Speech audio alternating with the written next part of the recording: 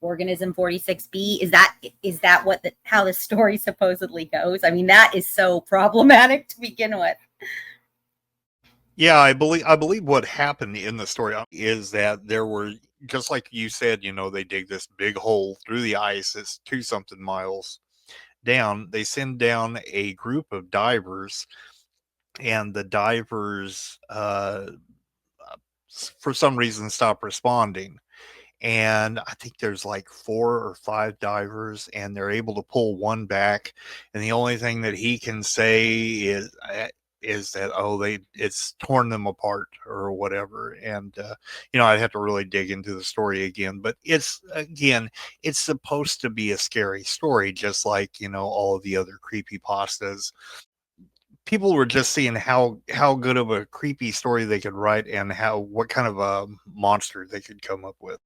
Right, and it certainly is creepy. I have an intense fear of viewing these guys know of viewing like underwater photos. Not all of them, but a lot of them. And so I can't even stand the thought of like trying to research, find pictures of this thing.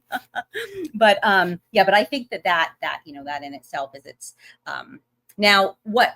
Okay, in reality, Russian, U.S. and British teams, they have drilled ice cores from above the lake to study it. Whenever we look at these urban legends, these creepypastas and stuff like that, we have to take into account the really good ones like this are the ones that are set in real world settings, but they have just enough ambiguity to them that it's hard to prove or disprove, just enough to make it to where people are going, well, it could be, it could totally be there, and you can't disprove it. So since you can't disprove it, it must be real.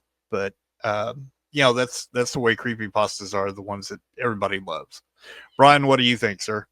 I'd never heard of it until very recently. So it just says the tale surfaced via a supposed defector, Dr. Anton Padalaka, and has the hallmarks of a modern cryptid hoax or creepypasta. Like Vostok is indeed real, but the science doesn't support the existence of such a creature. So I think it's a creepy, it is a creepy story. If you think about it, this massive cephalopod that is, that is so many miles down under the ice, and then it's this lake, that's under there. But if you don't want to look at the scientific facts, then it's a